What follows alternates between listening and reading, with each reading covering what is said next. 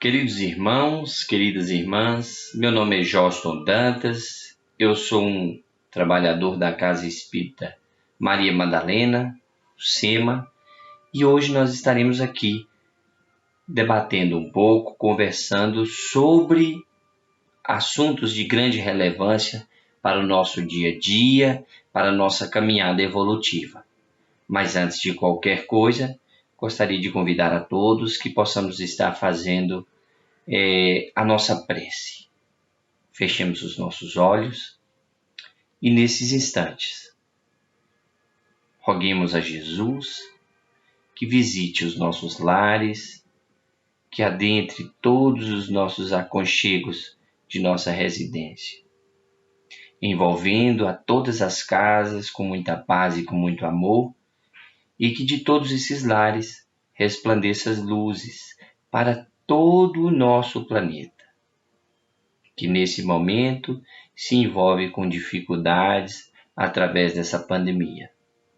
Jesus querido, conforte o coração dos nossos irmãos, de todos aqueles que padecem com essas enfermidades.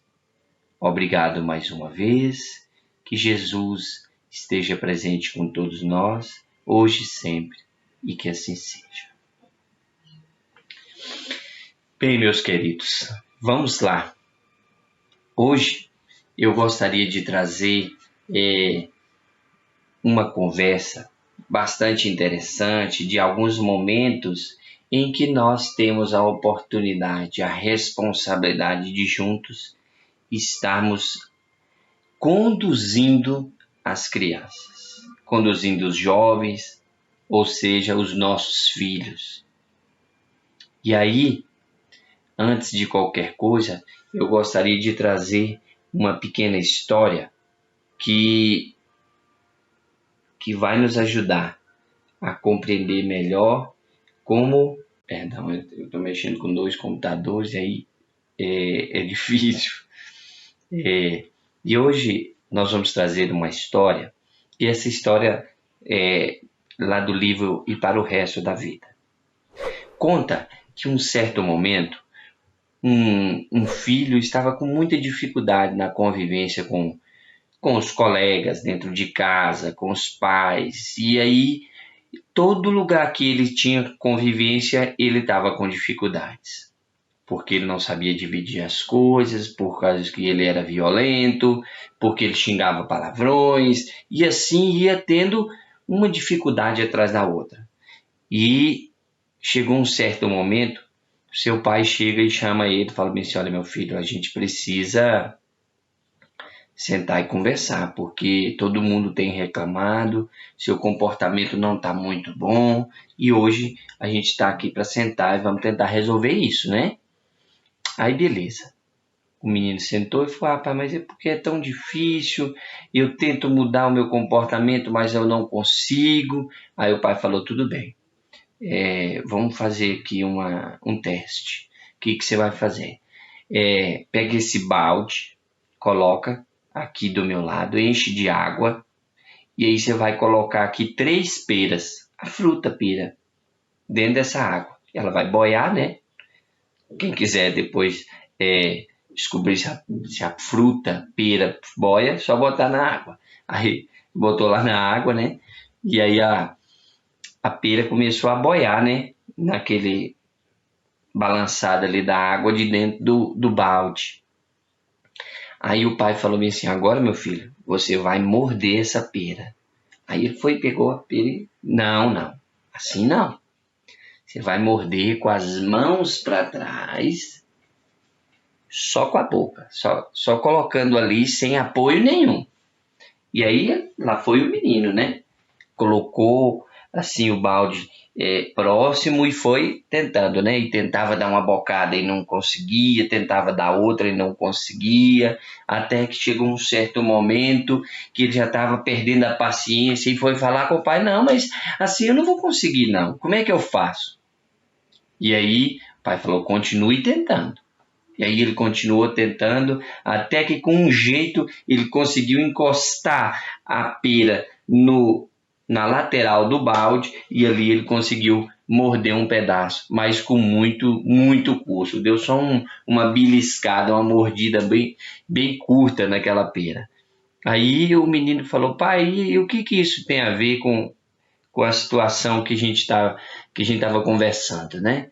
E aí o pai falou bem assim: olha, meu filho, esse balde é a nossa convivência dentro de casa.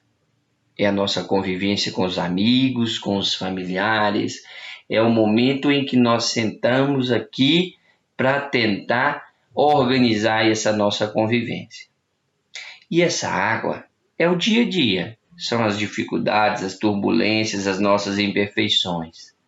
E essa pera é os obstáculos em que temos que vivenciar todo dia. Que temos que se adaptar a momentos, temos que compreender, até que chegou um momento que mesmo com dificuldade você conseguiu encostar a pera no canto do balde e ali você conseguiu morder, certo?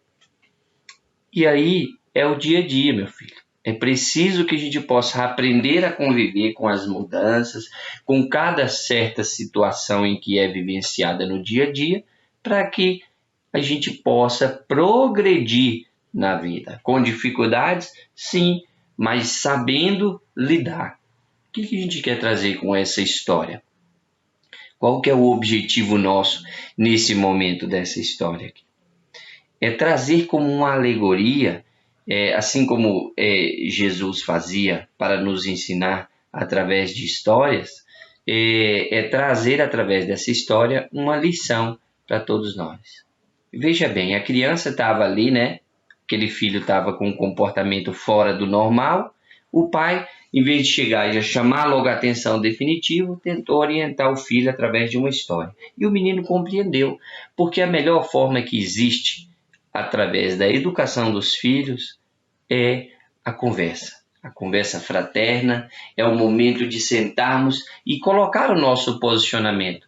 Porque nós que somos pais, muitas vezes esquecemos como que funciona. Parece que esquecemos que um dia nós fomos criança, que um dia nós fomos jovem, e a gente se surpreende com o comportamento deles muitas vezes. E hoje, nessa conversa que teremos aqui hoje, será uma oportunidade de aprendermos um pouco mais, e eu irei até mesmo orientar um livro que irá nos embasar, né, para essa conversa de hoje aqui.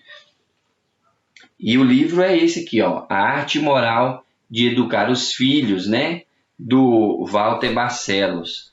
Um livro muito interessante, com um linguajar muito fácil e que irá direcionar a nossa conversa de hoje, para que a gente possa errar menos nessa grande missão que é educar os nossos filhos, né?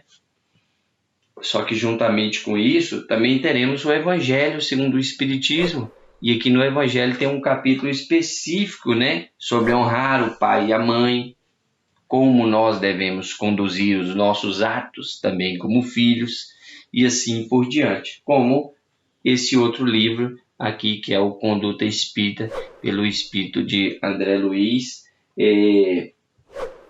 Então vamos lá, meus irmãos. O que acontece? Hoje nós vamos estar aqui na palestra com a família construindo a paz no mundo, mas especificamente a arte moral de educar os filhos e a responsabilidade paterna dentro dessa arte moral.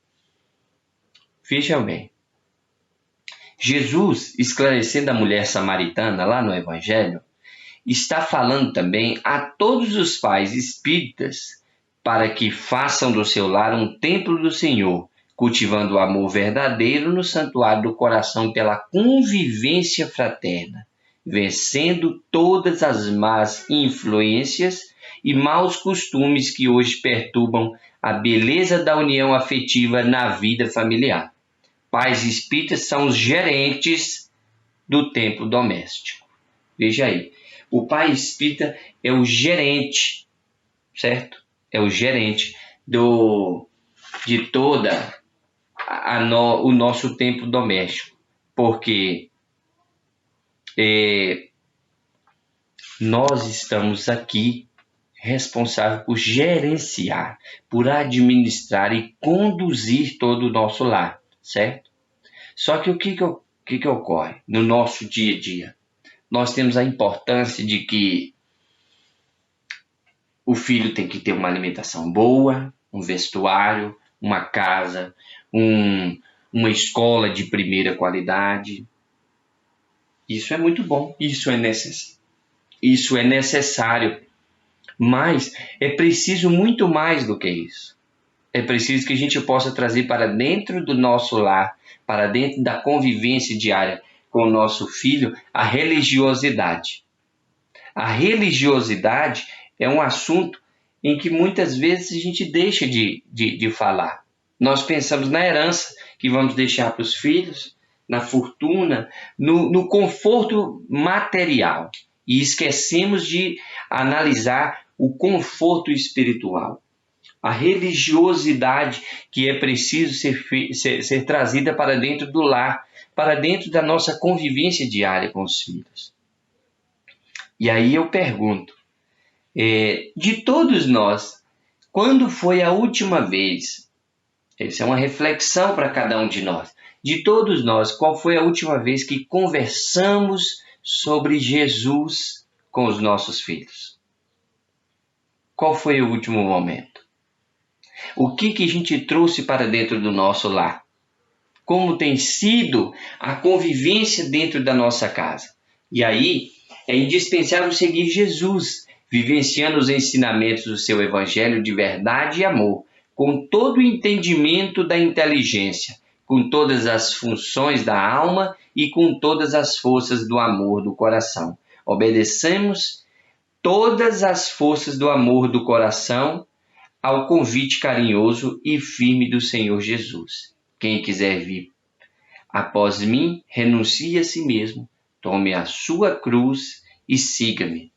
E aí nessa imagem que a gente trouxe, de que, por exemplo, Jesus coloca uma cruz no meio de um abismo, a gente fica analisando aquela situação do outro lado e Jesus passa em cima daquela cruz, nos ensinando a trilhar. E assim nós devemos conduzir os nossos filhos.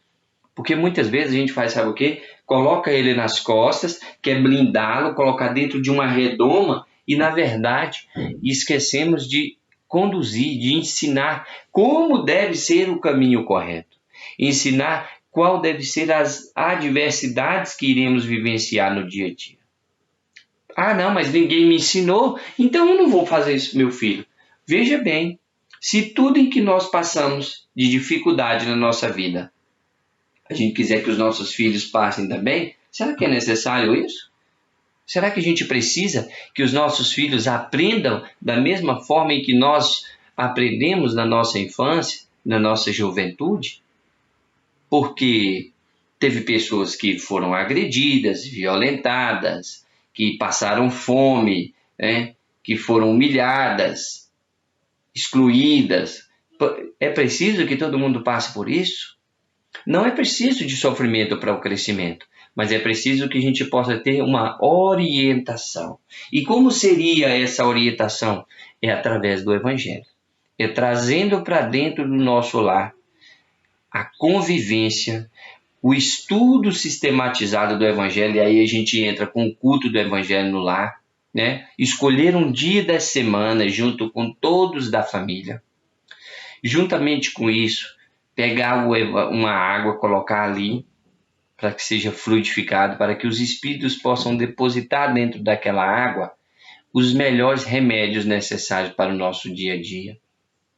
Com isso, o que nós vamos fazer? Nós vamos pegar uma mensagem, vamos fazer uma leitura e façamos a prece inicial. Após a prece inicial, abre o Evangelho aleatoriamente, onde você quiser, e faz uma breve leitura e abre para comentário. Ou então, pode pegar a sequência do Evangelho que nós temos na nossa casa, O Evangelho tem uma sequência semanal, que você pode utilizá-la, como você pode ir do capítulo 1 até o último capítulo do Evangelho, sem problema nenhum, até o 27, lá 28, coletânea de prece. E aí você faz o estudo sistematizado do Evangelho.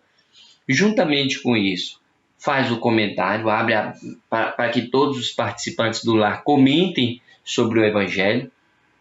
Depois disso, a prece, pedindo a frutificação, a harmonização do lar, e pronto.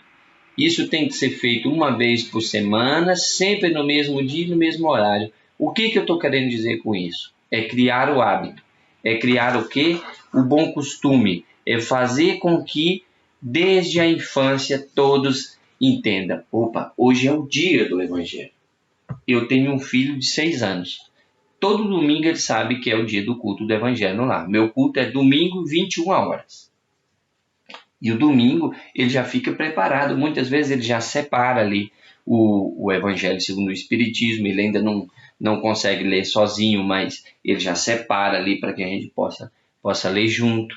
Ele já faz a prece inicial. Ele já se sente útil. Mas por que ele faz isso? Não porque nós somos a família perfeita, de forma alguma. Mas porque nós fizemos o hábito. E ele está vendo que nós fazemos a mesma coisa. Porque se eu só chego e coloco, daqui o Evangelho, meu filho, é importante que leia. E aí eu entrego para ele ler, será que ele vai ler?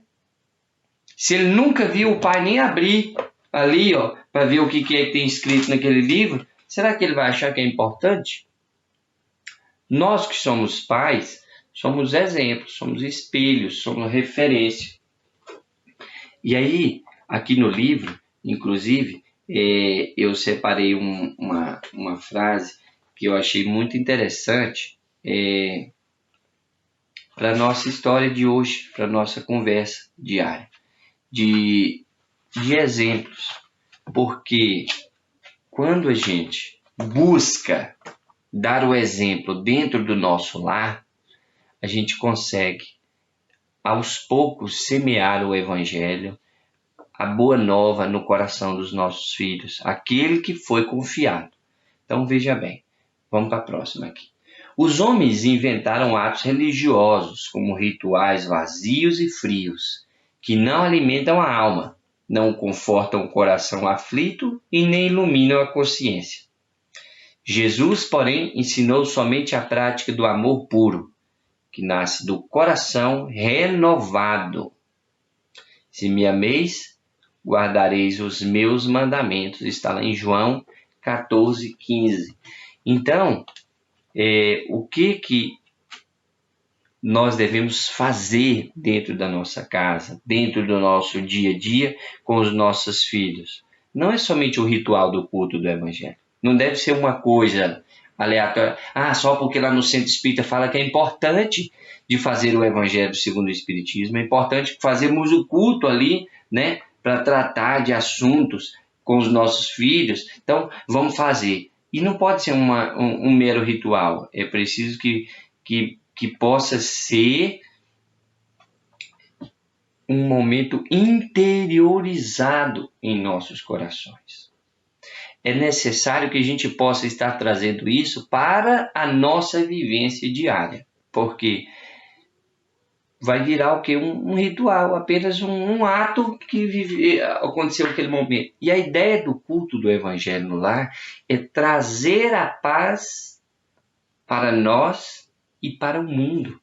Nós estamos contribuindo com a paz universal através do culto do Evangelho no lar, porque a minha família ela é beneficiada, a família dos meus vizinhos é beneficiada, a da minha cidade inteira, do meu estado, do meu país e do mundo. Por quê? Porque eu estou emanando coisas positivas. Eu estou, de fato, envolvido, por aquilo.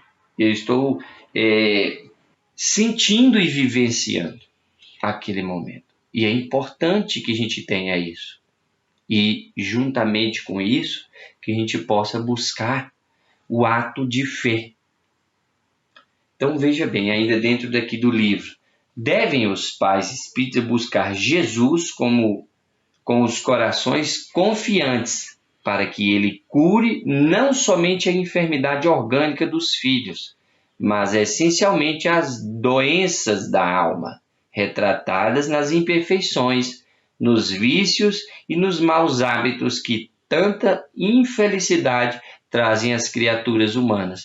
Quando os nossos filhos adoecem,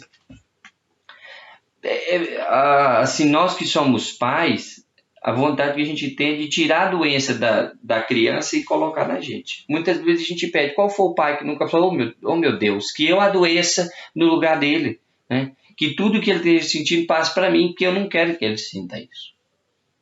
E é natural isso que a gente sinta, porque isso é o quê? Porque a gente ama, porque a gente cuida. Só que se a gente for analisar de fato, esse não é o caminho correto, né? Nós fazemos isso porque a gente quer privá-lo de vivenciar uma situação.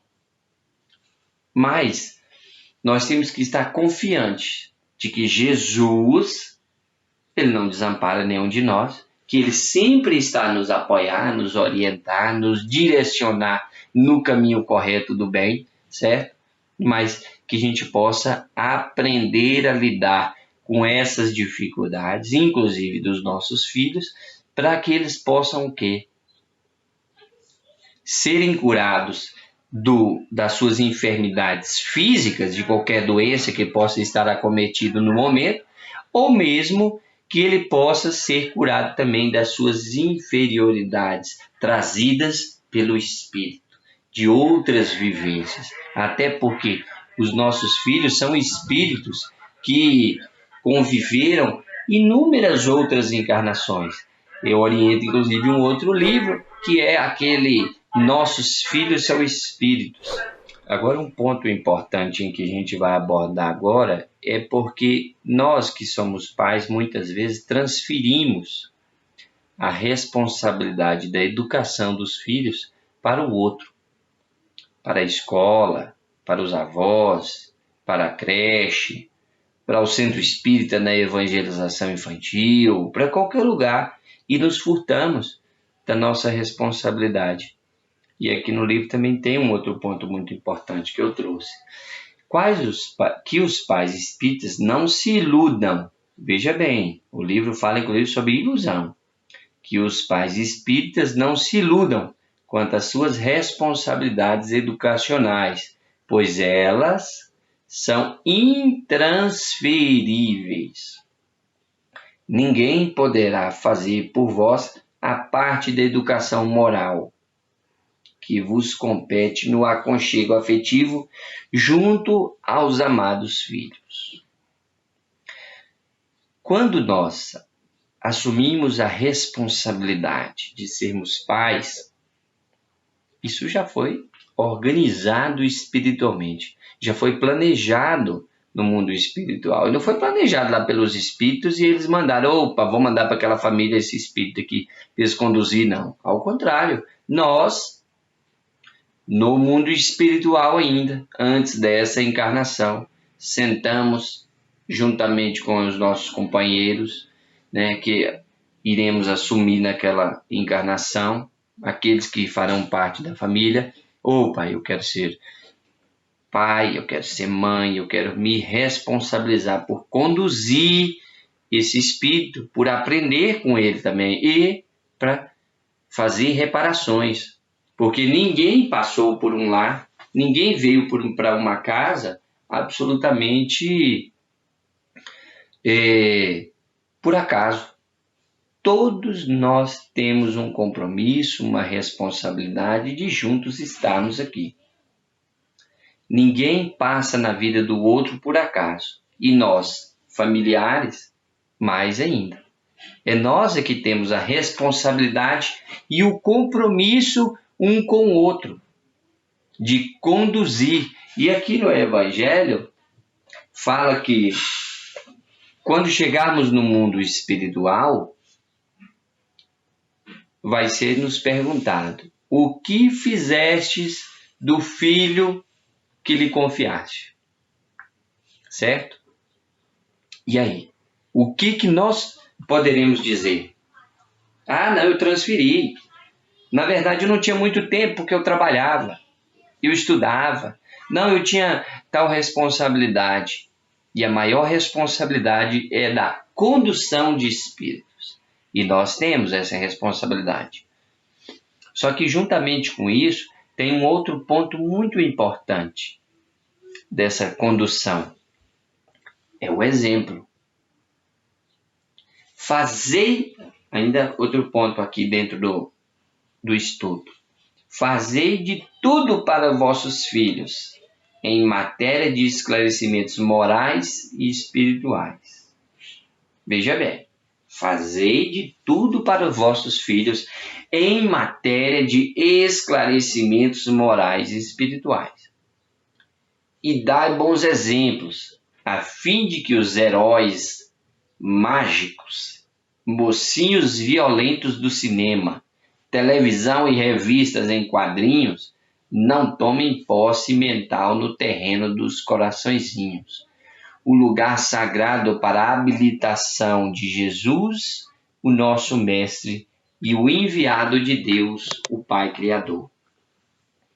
Muitas vezes, nós deixamos de ser o exemplo, nós deixamos de ser a referência, o ponto crucial para os nossos filhos como apoio, como amizade, como orientação, e direcionamos outra pessoa.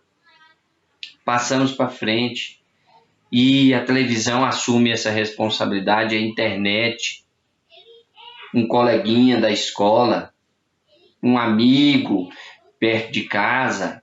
Então é preciso que a gente possa estar conduzindo os nossos filhos como amigos, como espíritos em que estão ali confiantes em cada um de nós. Então é preciso o quê? Tem uma pequena história, e esse foi um fato real. Uma certa feita eu trabalhava na mocidade do Centro Espírita Maria Madalena, e aí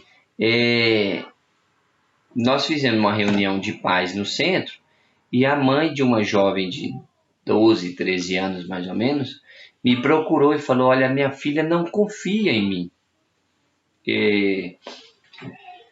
Eu não sei mais o que fazer, ela mente para mim, eu tento me aproximar, eu já tentei conversar com ela, eu pedi para que ela falasse. A última conversa que eu tive com ela foi que ela nunca mais mentisse para mim. Tudo que fosse preciso que eu ficasse chateada, mas que ela falasse a verdade. Aí eu falei, e daí em diante? Ela falou, pois é, daí em diante, tudo que ela vai fazer, ela me fala. Aí eu falei, e deu certo? Melhorou as coisas depois disso? Aí ela falou, ela inclusive trouxe para mim um rapaz, dizendo que vai trazer um rapaz aqui em casa para me apresentar, que é o namorado dela. A mãe já estava assustada. Vê se pode uma coisa dessas. Aí eu falei bem assim, olha, eu até entendo que a gente se assusta, né? Quando os filhos começam a caminhar, a se soltar sozinhos. E com 12, 13 anos já iniciar um namoro, assim, é um fato em que a mãe se assusta. Os pais ficam ainda sem saber como lidar com isso. Mas já que a menina trouxe essa informação e foi verdadeira com você, aceite o rapaz. Ela, não, de jeito nenhum.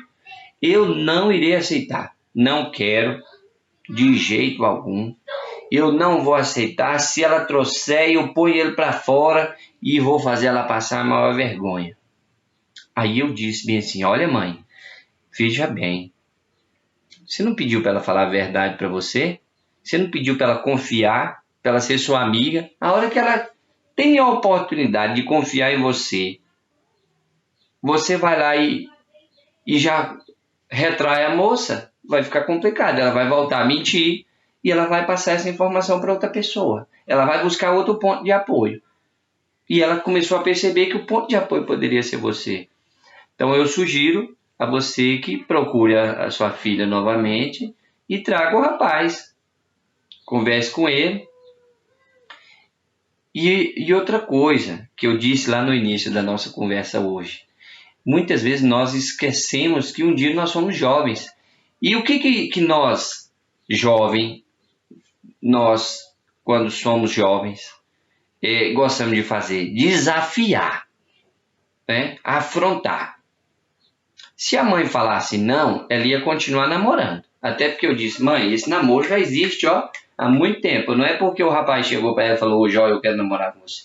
Ele vai levar ela vai levar o rapaz até a mãe, não. Ao contrário, isso já vem há algum tempo. Ela só tomou a coragem e a decisão de levar o rapaz até você. Então, não será a chancela da sua vontade que irá conduzir esse namoro. Por isso, mais um motivo de você ser amiga da sua filha. Então faz assim, tenta conversar com o rapaz, tenta conversar com a moça, que muitas vezes, após a autorização, ela desgosta do rapaz. Minha mãe autorizou, então não quero mais o namoro, não. Acabou a paixão. E passa. E assim foi com ela, com várias outras pessoas, com essa moça, né? E aí o que aconteceu? A moça foi autorizada pela mãe. Autorizou o namoro e tudo mais. Passou 2 meses, a mãe voltou no centro e falou: Joston, você é um santo. Eu falei: a senhora não faça isso. A senhora não fala uma coisa dessas, que isso é uma afirmação muito séria e que não é verdade. Olha, eu falei: mas o que aconteceu? Eu autorizei a menina a namorar. Daqui uns dias ela começou a trazer ele lá em casa e tudo mais. Quando menos espera, ele sumiu. Aí eu perguntei para ela: cadê o seu namorado? Ela disse: eu não... Na verdade, não gostei mais, acabou o encanto e se separaram. E o que foi isso? É uma fase da vida. É um momento em que a gente, infelizmente, se depara, ou felizmente, e aí vai do entendimento, da sabedoria de cada um de nós para saber avaliar se é felizmente que os nossos filhos estão namorando, estão crescendo, estão conduzindo a vida, mas é preciso que a gente tenha os bons exemplos para trazer para dentro da nossa casa. No slide que eu coloquei, inclusive, tem lá o pai e o filho. O pai passa a espuma de barbear no rosto, e aí depois o filho vai lá e faz o mesmo sem ter barba. Um dia o meu filho fez a mesma coisa, só que ele queria ter também queria ter barba. Ele fala: eu quero ser desse jeito assim, ó. Por quê? Porque ele me vê com a barba e eu tenho que ser a referência. Ou pelo menos preciso, com urgência, mudar o meu comportamento. Ser uma pessoa melhor. E o Espiritismo me dá essa oportunidade de vivenciar isso, não que eu consiga, né? Mas eu estou tentando. Até porque o verdadeiro cristão não é o perfeito isento de pecados, mas sim aquele que luta incessantemente para domar os seus instintos, as suas más tendências. E aí, veja bem, meus irmãos, aí a gente já chegando até mesmo ao final da nossa conversa. As palavras em que a gente traz para a convivência com os filhos, elas são maravilhosas, elas orientam, as palavras comovem, mas o exemplo arrasta. Então é preciso que a gente possa estar entendendo qual vai ser o exemplo deixado para os nossos filhos, por um motivo. Estou passando na rua com meu filho, e aí eu vejo um cachorro na rua. Eu pego, boto debaixo do braço, boto dentro do carro e levo. O que eu estou ensinando ao meu filho? Pegar coisas que não é dos outros. Mas era um cachorro. Sim, mas não era meu. Por mais insignificante que seja. E a gente pensa que não, mas são exemplos como esses que a gente deixa para os filhos. A gente, não, mas isso foi... Ele não está prestando atenção. Claro que está. Todos os atos em que nós temos no nosso dia a dia, os nossos filhos estão ali, atentos, porque a referência de pessoa correta são os pais. É a primeira escola em que os filhos têm. E, por último ponto em que eu gostaria de trazer aqui, é quando, infelizmente, os pais decidem não conviver mais juntos, acontece a separação. Os pais precisam entender, com a sabedoria de vida, que quem está separando são os adultos e que o filho precisa continuar tendo a referência de pai e de mãe. Ninguém separa de filho. Ninguém separa, ninguém divorcia dos filhos. E tem mais, o filho não consegue compreender que o pai não é um bom esposo, que a mãe não é uma boa esposa. Porque ele tem aqueles dois ali como uma referência para a vida dele. Aí o filho vai na casa do pai, e quando ele chega na casa do pai, o pai está falando mal da mãe e de todo mundo da casa da mãe. Aí ele chega na casa da mãe, a mãe está falando mal do pai e de todo mundo da casa do pai. Como é que será essa criança? Daqui um pouco não rende na escola, vai ter dificuldade de convivência com os colegas, e isso a gente vê no dia a dia. No meu trabalho eu vejo isso constantemente. Infelizmente isso acontece, mas é preciso que os pais que decidiram em um certo momento não conviverem mais juntos, cada um seguir a sua vida, tenham a sabedoria de vida de não influenciar negativamente. E isso muitas vezes influencia para o resto dessa encarnação. E nós não queremos trazer mal aos nossos filhos. Ao contrário, nós queremos privá-los até mesmo de qualquer dificuldade. E nós conversamos aqui hoje que é preciso que a gente aprenda a fazer com que os nossos filhos tenham a experiência de vida, de conduzir os próprios passos. Então, meus irmãos, era isso. Oriento mais uma vez o livro A Arte Moral de Educar os Filhos, de Walter Barcelos. Livro muito interessante. Quem tiver a oportunidade de ler, juntamente com o Evangelho segundo o Espiritismo e o livro Conduta Espírita. Acompanhe o nosso Centro Espírita Maria Madalena através das redes sociais, do canal do YouTube, no Instagram e no Facebook. A Casa Espírita fisicamente está fechada, mas virtualmente ela continua funcionando e espiritualmente tratando os nossos corações. E aquelas pessoas que puderem e quiserem, as nossas famílias assistidas também estão necessitando de alimentos. Quem puder, procure a nossa casa, a assistência social para colaborar da forma em que for possível. Eu agradeço a todos. Vamos passar a nossa prece, para encerrarmos o nosso momento de hoje.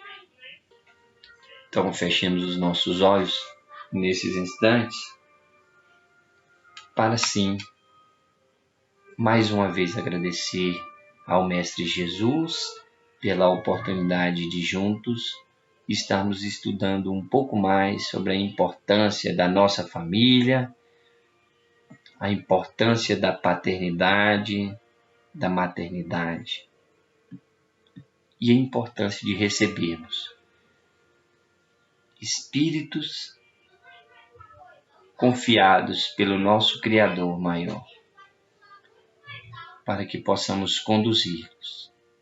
Jesus querido, pedimos forças para continuarmos essa batalha, essa caminhada.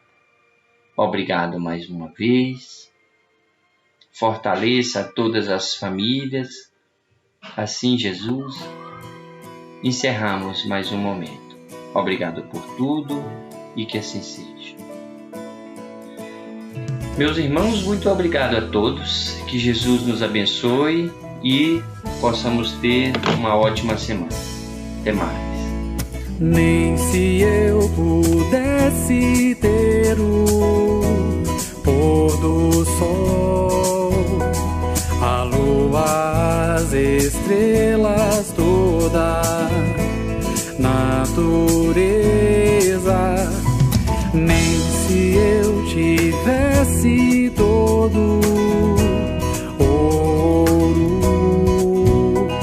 e não tivesse um amigo, nada teria. Pois quando eu começasse a me sentir